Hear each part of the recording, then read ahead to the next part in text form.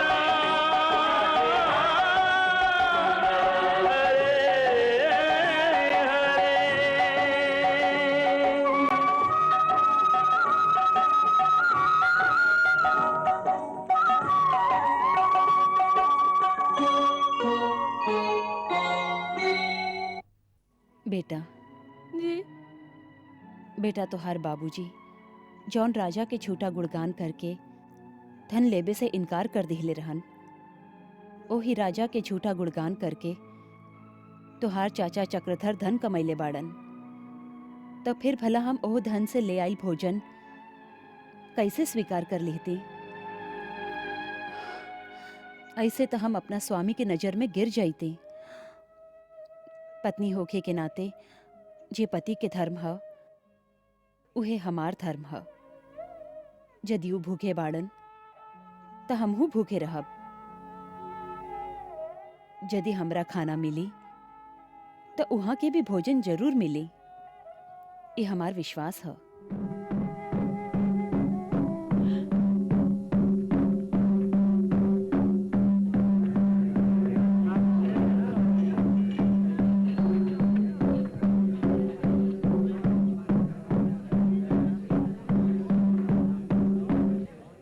सुना सुना सुना, ठाकुर सावले शाह के यहाँ पोता के जन्म भइल बा।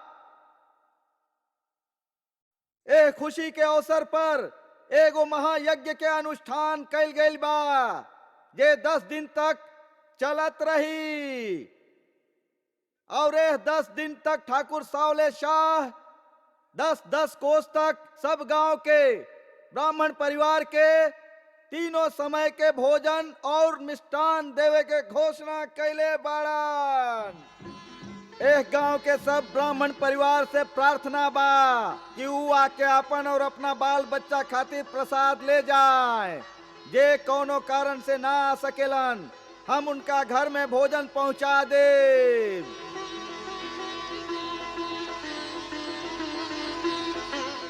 हे ईश्वर, तू कितना दयालु बड़ा। तू आखिर भूखाइल भक्तन के भोजन के प्रबंध करिए देला।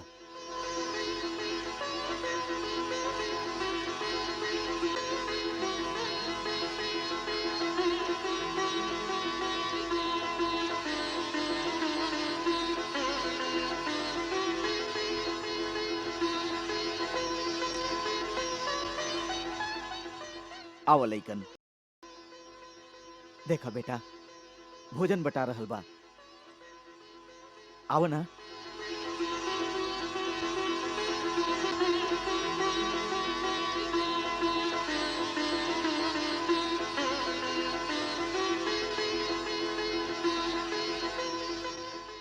आओ बेटा, आओ, आओ, आओ। चलो।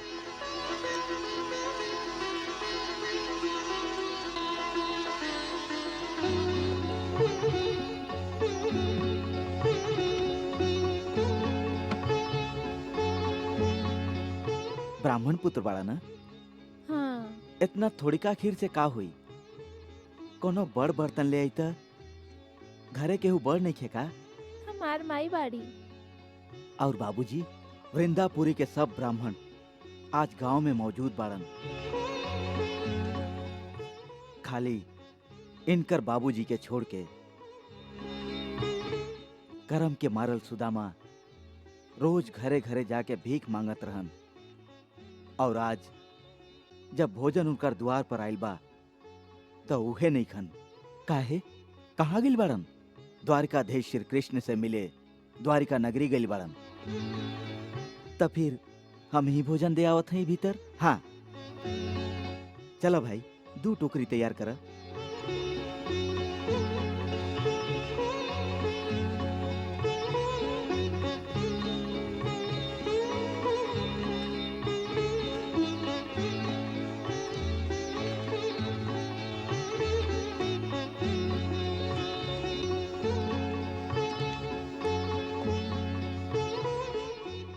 प्रणाम देवी जी। ई लिही भोजन। तीनों समय के भोजन दे जाइब हम। 10 दिन तक घर में चूल्हा जरावे के कोनो आवश्यकता नहीं के। ले लिही। संकोच मत करी भौजी, ईश्वर के दया समझ के बटोर लिही। आप ही तक कहले रही कि जब त्रिलोकीनाथ कृपा करी हैं तो कौन मूर्ख इंकार करी। ए त्रिलोकीनाथ के ही कृपा है भौजी। ले लीही, लीही,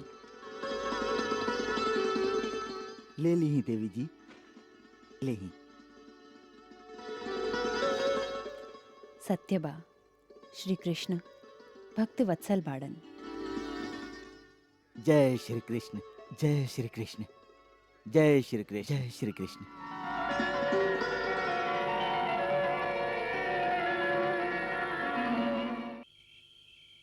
श्री कृष्ण, श्री कृष्ण, श्री कृष्ण, श्री कृष्ण, श्री कृष्ण, श्री कृष्ण, श्री कृष्ण,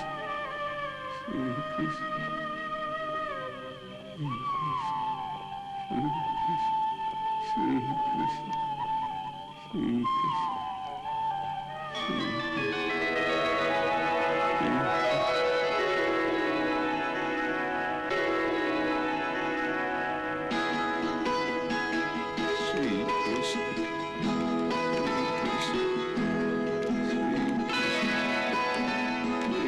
कृष्ण, श्री कृष्ण, श्री कृष्ण, श्री कृष्ण, श्री कृष्ण, श्री कृष्ण। प्रणाम। श्री हाँ? प्रणाम। वेशभूषा से तो ब्राह्मण लगातार। हाँ, ब्राह्मण है। ब्राह्मण बाड़ा त युवा खंडहर में अकेले बैठ के का करत तारा? जाओ वहाँ पास वाला गांव में जहाँ सब ब्राह्मण लोग के खीर पूरी बट रहल बा। कि-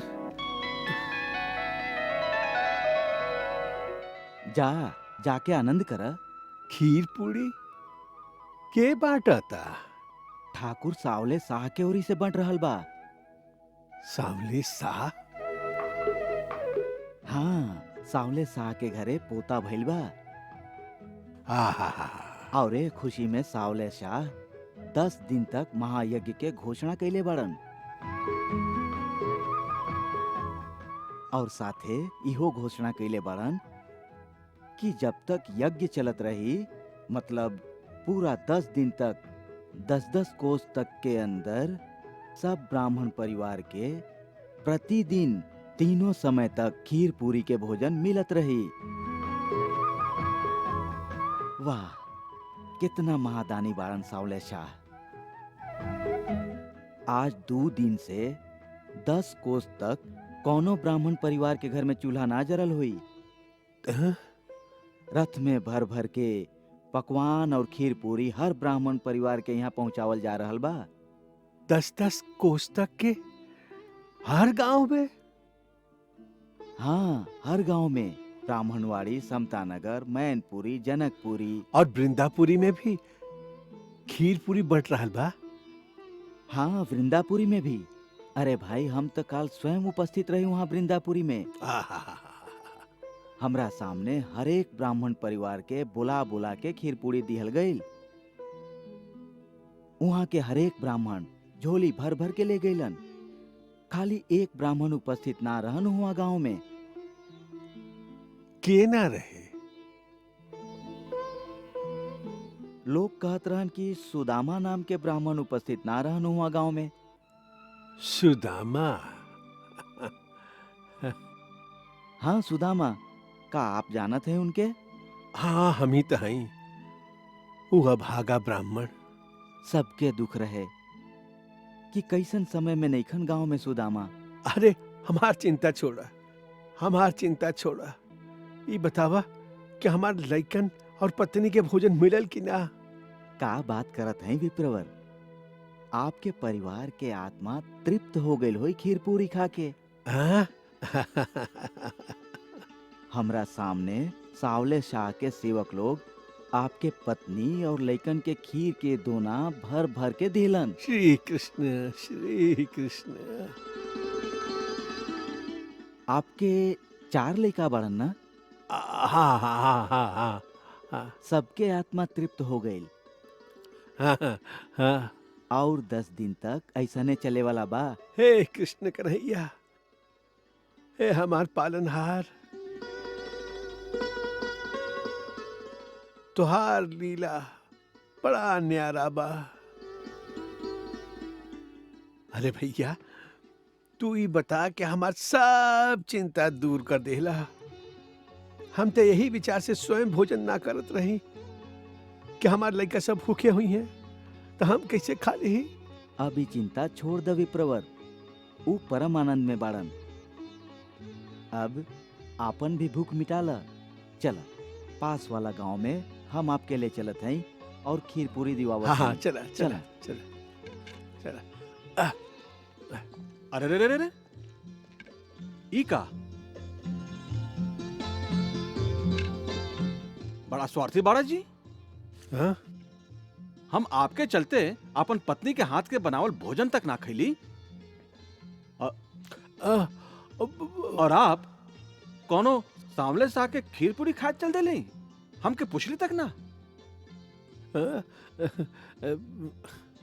वाह, क्रिया भगवान श्री कृष्ण के। अपना जीवन में ऐसन स्वार्थी ब्राह्मण हम पहला बार देखली। हाँ, क्षमा करिए भैया, भूल हो गई, हमरा से बहुत बड़ा भूल हो गई। भैया, हमरा नाम के भोजन था यह में रखल बा।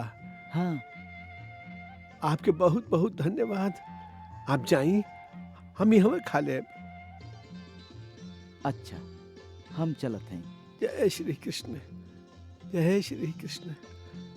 क्षमा करिए भैया, क्षमा करिए, हमरा से बहुत बड़ा भूल हो गई। हाँ।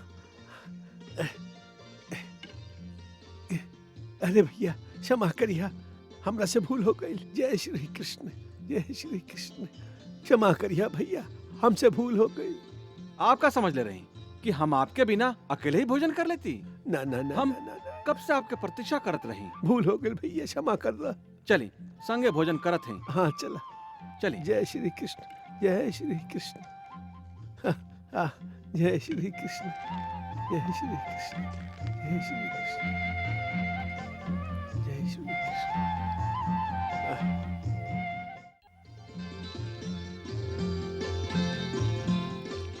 आई आई आई बिराजी बिराजी।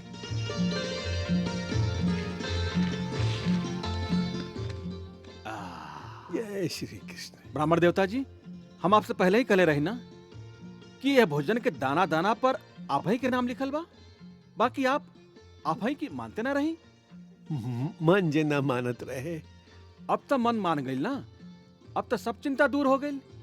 अब मन मारे के कोनो आवश्यकता नहीं है। हाँ। अब मन भर के खाना खाई। जय श्री कृष्ण।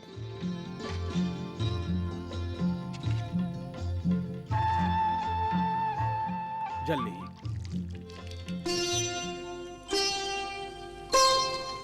जिन्हें भोग अर्पण करे नित सारा संसार, उनके हाथों पारा भाग्यवान सत्कार, पुण्यवान सत्कार।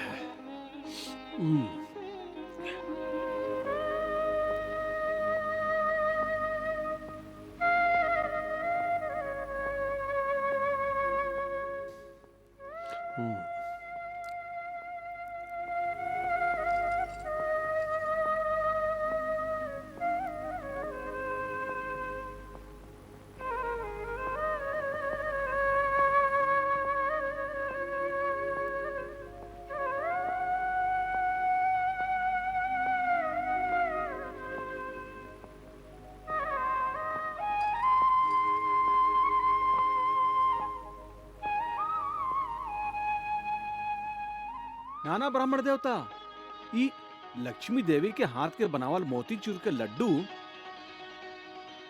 ना ई ना तक खाई के पड़ी।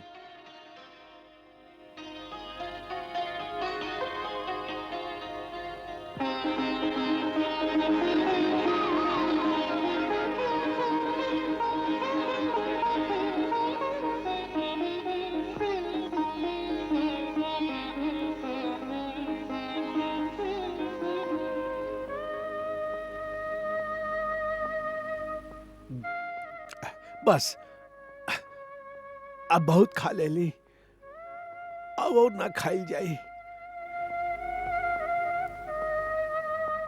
मानो आत्मा तृप्त हो गई। बहुत दिन के बाद खाए के ऐसा आनंद आइला। चली आप हाथ मुंह धोई, हम बिछौना लगावत हई। हाँ। श्री कृष्ण श्री कृष्ण।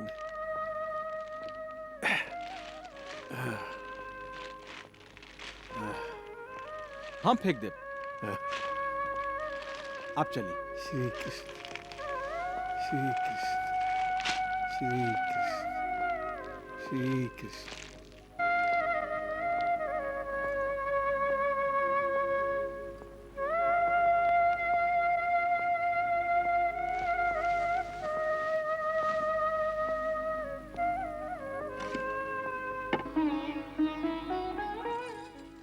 वाह प्रभु वाह,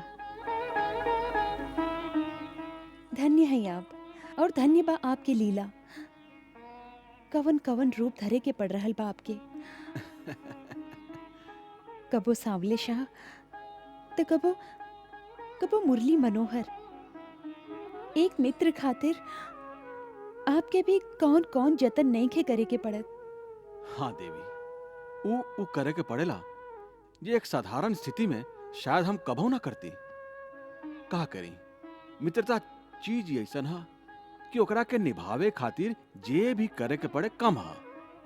फिर हमार दोस्त बड़ा स्वाभिमानी और सिद्धांत के पक्का है। ओकर बीवी बच्चा भूखा रहन, यही से अपना मुंह में अन्न के एगो भी दाना रखे के तैयार ना होत रहे। एगो मित्र के दोसर मित्र के स्वाभिमान के लाज तो रखे के पड़ी ना। सुदामा यदि स्वाभिमानी बाड़न तो आप भी कौनो कम हठीला नहीं थी। जब तक सुदामा के बीवी बच्चा और स्वयं सुदामा के खाना ना खिलवली, आप भी चैन से ना बैठली। देवी, भोजन सामने होते हुए भी सुदामा भूखा रहन, खाना छोड़ के उठ गई रहन। ऐसे में हमके उनका के खाना खियौले बिना चैन कैसे मिल सकत रहे? भगवान, अब तो सुदामा खाना खा लिहलन, अब तो आपके आनंद मिल गई हुई ना। कुछ मत पूछा, कितना आनंद मिलल हा। सुदामा के एक एक कौर के साथ हमार आत्मा भी तृप्त होत जात रहे। सुदामा जब भोजन करत रहन तब मुरली मनोहर की बेचैनी भी देखे योग्य रहे। आपके बस ना चलत रहे, ना तो एक एक कौर बना के स्वयं अपना हाथ से सुदामा के खाना खियवती। हाँ देवी, ऐसे ने दशा रहे हमार। असल में हर अवतार में हमके खाली भक्त ही मिलत रहन। हमार ई अवतार ही ऐसन पहला अवतार है जेकरा में हमके भक्त लोगन के अलावा दुगो मित्र भी मिलल बाड़न, एगो अर्जुन और दूसर सुदामा।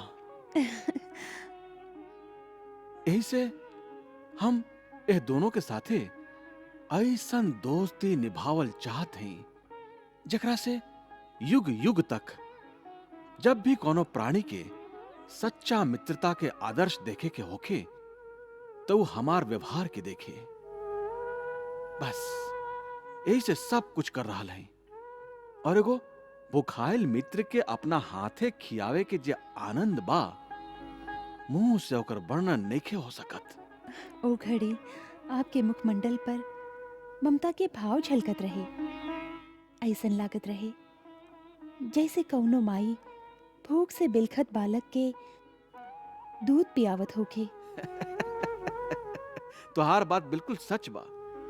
मित्रता ममता के ही एगो रूप होला। ममता के ही तरह मित्रता के भी निस्वार्थ होके के चाही। जैसे माई जे खाली देहल ही जाने ली, लिहल ना।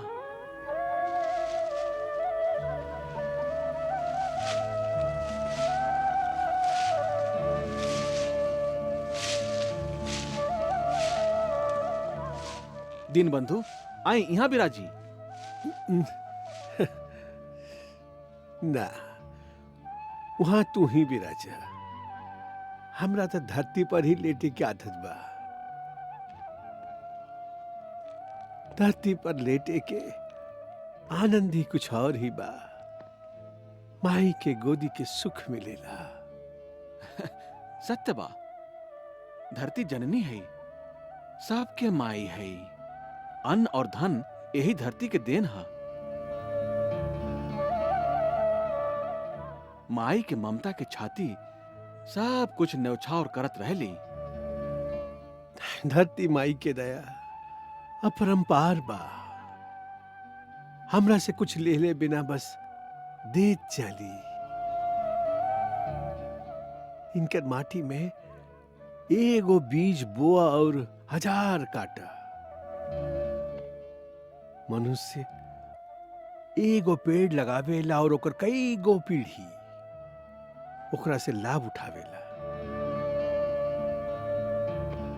धरती माई के बस एक ही धर्म बा, देहल। हजार गुना दिहल, लाखों गुना दिहल, बस दिहल ही दिहल, दिहल ही दिहल। हमरा से कुछ ले ले बिना बस देत चली।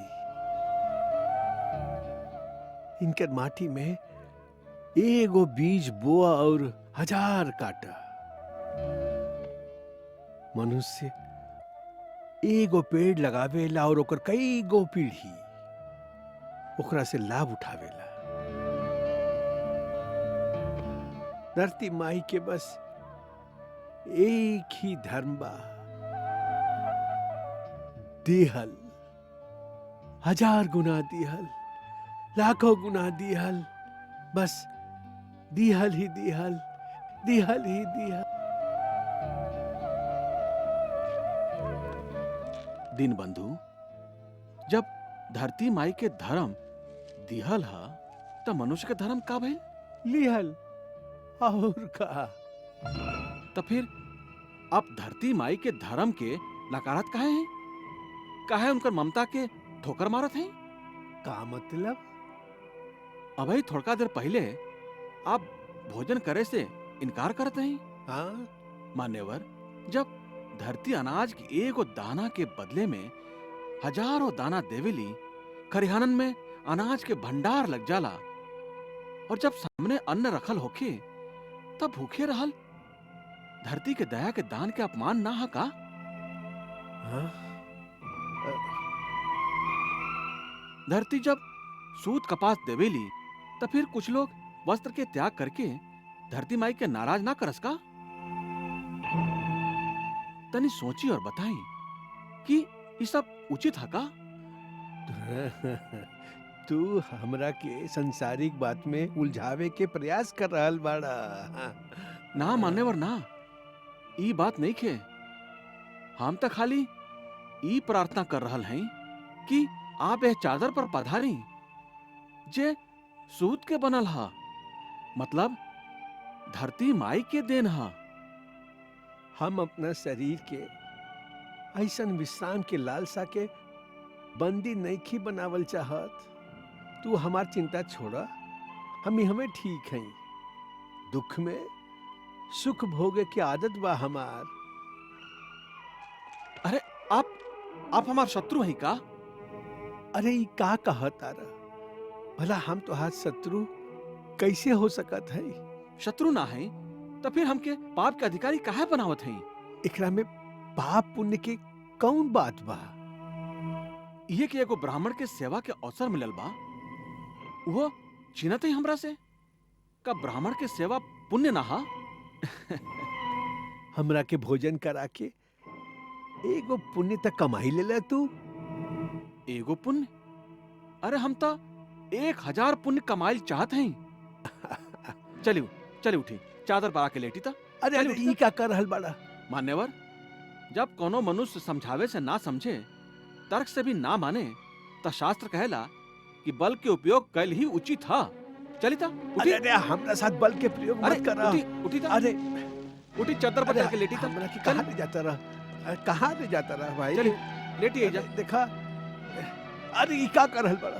का करता रहा? हाँ, का करता रहा? बहुत हठीला बाड़ा तू। लेटल रही जा, सो जाई। सूतत हई मुरली मनोहर। सुत जाई, आंख बंद कर ली। अच्छा, सूतत हई। श्री कृष्ण, सुत जाई ना। अच्छा मनोहर, आंख बंद करत है। श्री कृष्ण, श्री कृष्ण।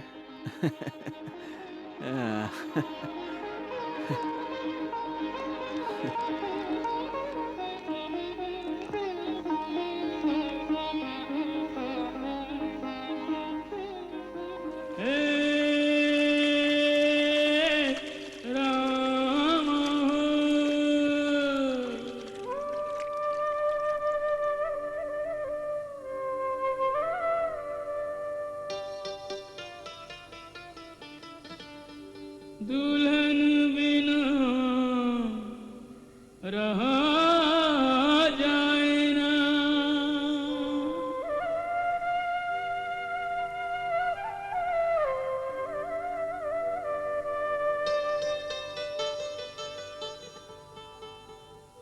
रह रह याद सतावे हो रामा।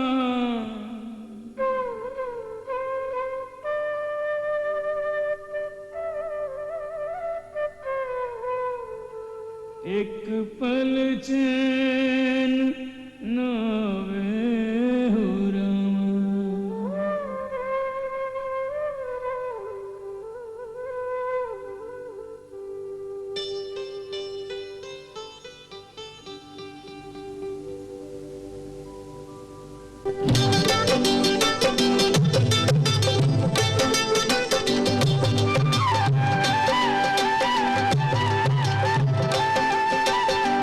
लक्ष्मी जैसी हमरी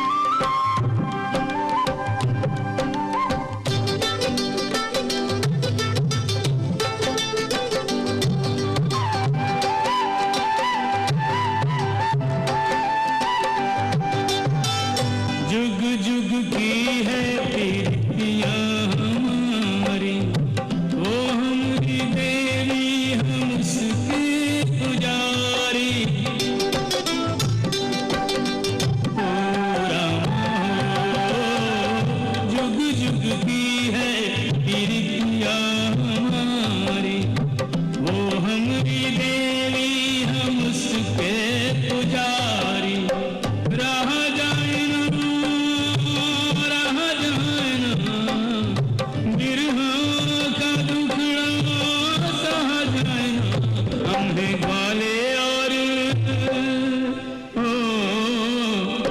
हम हैं ग्वालियर वो है महारानियां दुल्हनियां बिन रहा जाए ना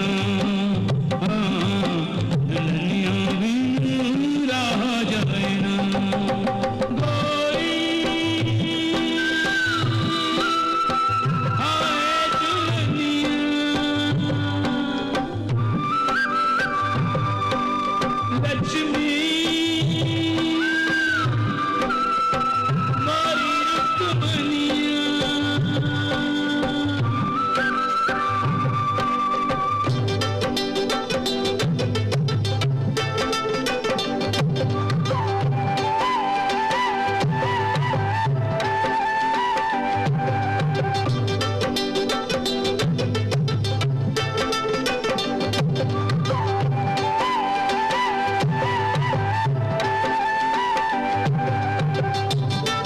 भैया मुरली,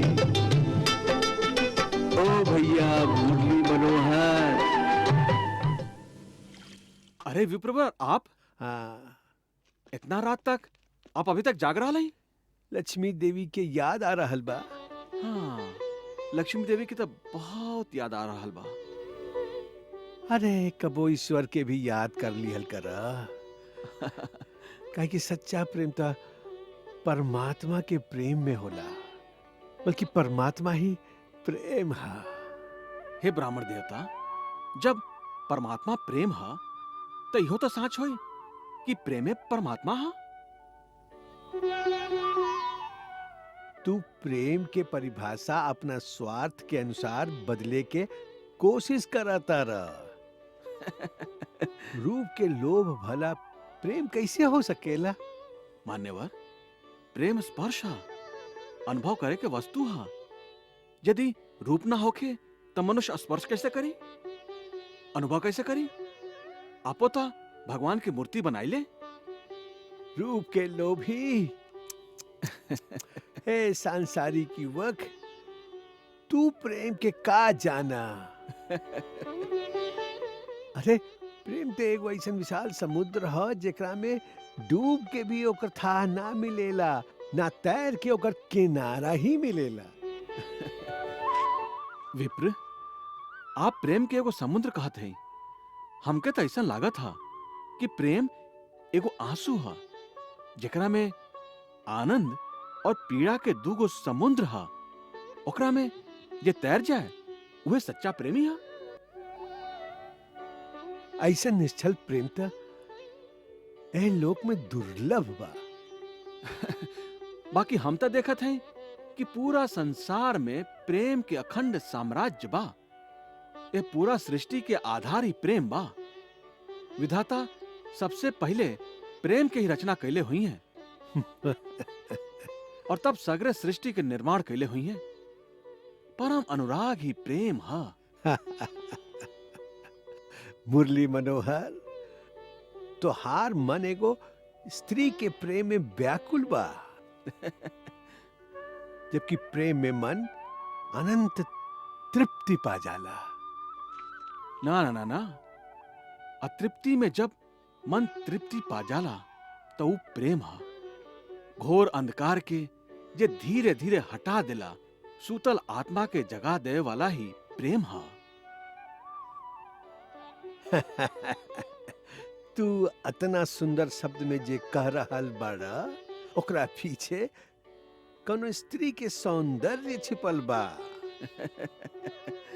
ऐसे उ खाली रूप के लोभ हा। सौंदर्य और आकर्षण ही ता प्रेम के आधार हा। विधाता सृष्टि के रचना में सुंदरता के ही आधार बनौले बाणन। आकाश में चंद्रमा, ई तारा, धरती पर ई फल, ई फूल और सुंदर सुंदर पशु पक्षी, जकरा के देख के मनुष्य के मन से ईश्वर के प्रशंसा ही निकलेला। प्रेम भी यही प्रशंसा के एगो उत्तम रूप हा। और का सुंदरता के प्रशंसा ओ सौंदर्य के विधाता के प्रशंसा ना हा? अवश्य हा।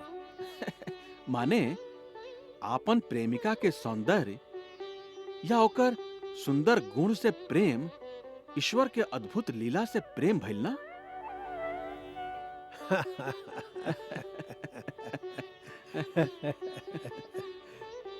मुरली मनोहर, हाँ? तोहरा में एगो गुण अवश्य बा। का? अपना नाम के ही तरह मन के हर लेवेला। मनोहर नाम के गुण बा तोहरा में। तोहार बात और तोहरा तर्क से जीत पावल कब्बो कब्बो असंभव हो जाला। हमके तो अपना धर्म संकट में नजर आवता। श्री कृष्ण श्री कृष्ण। तोहके प्रेम रस में डूबे के बाद डूबा भाई, हमरा तो नींद आवता। श्री कृष्ण श्री कृष्ण श्री कृष्ण श्री कृष्ण श्री कृष्ण श्री कृष्ण श्री कृष्ण श्री कृष्ण श्री कृष्ण श्री कृष्ण श्री कृष्ण श्री कृष्ण श्री कृष्ण श्री कृष्ण।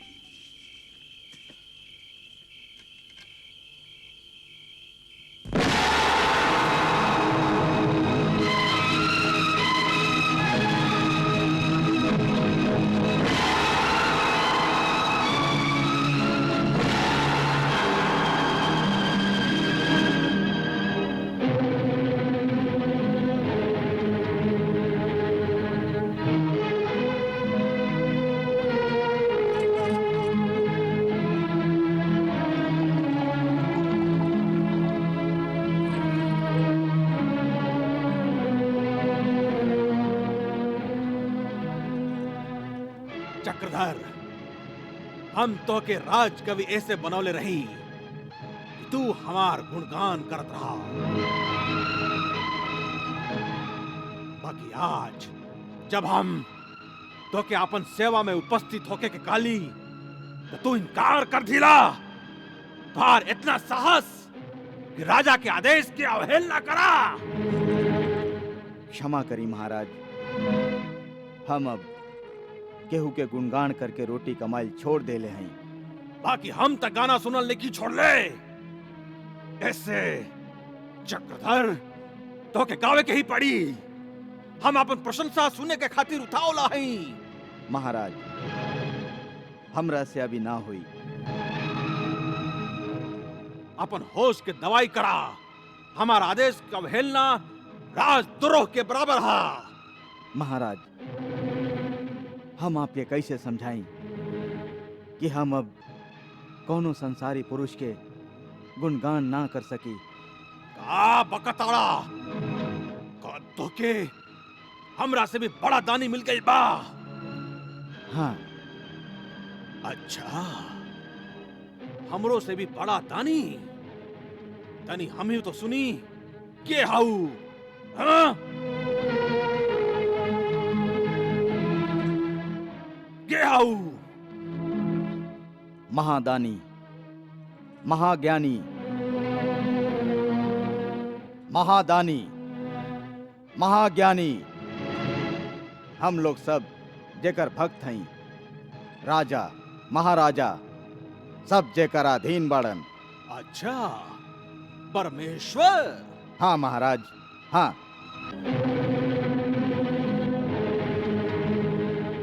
अब हम खाली ईश्वर के ही प्रशंसा करे के, ओकरे गुणगान करे के निर्णय कैले हैं। ईश्वर के गुणगान करबा। लागता तो के भी सुदामा के रोग लाग गइल बा। महाराज, ईश्वर करे कि सुदामा के रोग सबके लगे। महामारी बनके सबके अपना चपेट में ले लेवे। ई का बकवास कर रहल बाड़ा। रोग लागे के शराब देता ना। ऐसे कि सुदामा के रोग कौनो आम रोग ना है, भक्ति के रोग है। सुदामा के भक्ति के शक्ति हम देख ले हैं। ईश्वर सांवले शाह के रूप में आके कैसे उनकर भूखाइल परिवार के भरण पोषण कैलन। ये चमत्कार हम अपना आंख से देख ले हैं।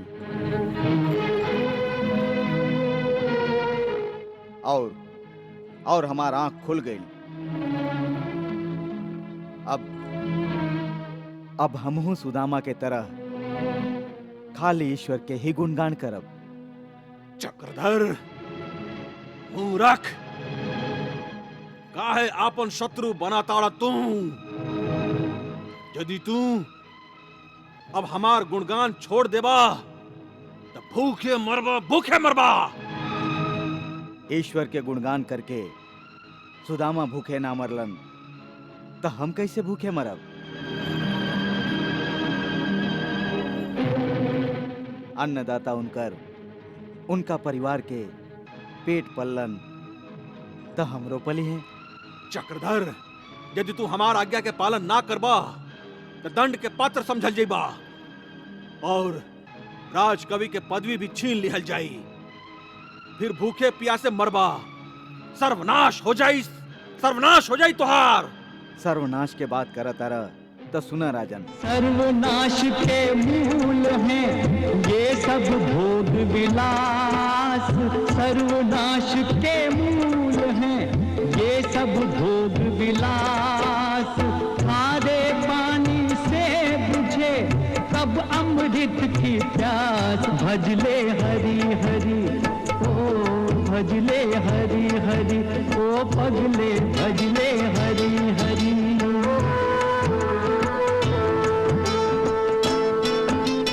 कोई तेरे पाप का भाग न बांटन हार।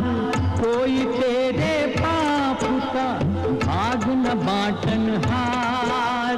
पछताएगा मौत जब आएगी तेरे द्वार। भजले हरि हरि ओ भजले हरि हरि ओ मूरख भजले हरि हरि।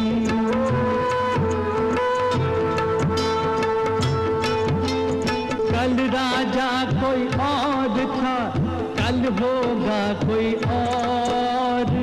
कल राजा कोई और था, कल होगा कोई और। किसी एक के शीश पर सदा रहे नाम और। भजले हरि हरि ओ भजले हरि हरि ओ मूरख भजले हरि हरि। खामोश देशद्रोही! सिपाही लोगन! जी महाराज।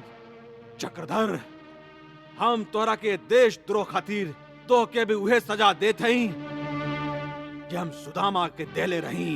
जय श्री कृष्ण। यदि ईश्वर के यह इच्छा बा तो यह सही। सिपाही, ए देशद्रोही के भी गिरा के सीढ़ी पर ले जा और वैसे ही गिरा दा जैसे कर मित्र सुदामा के गिरोले रहा। ले जा। ये आज्ञा। जय श्री कृष्ण।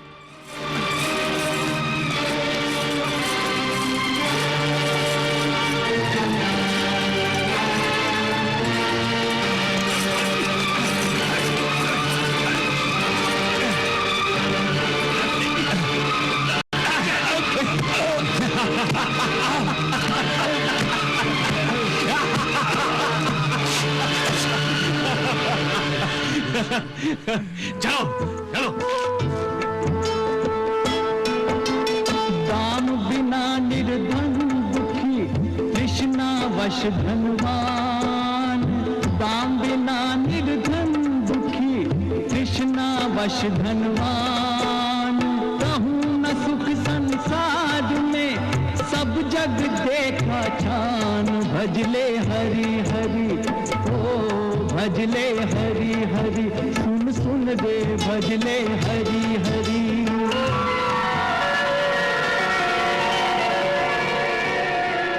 कृष्णा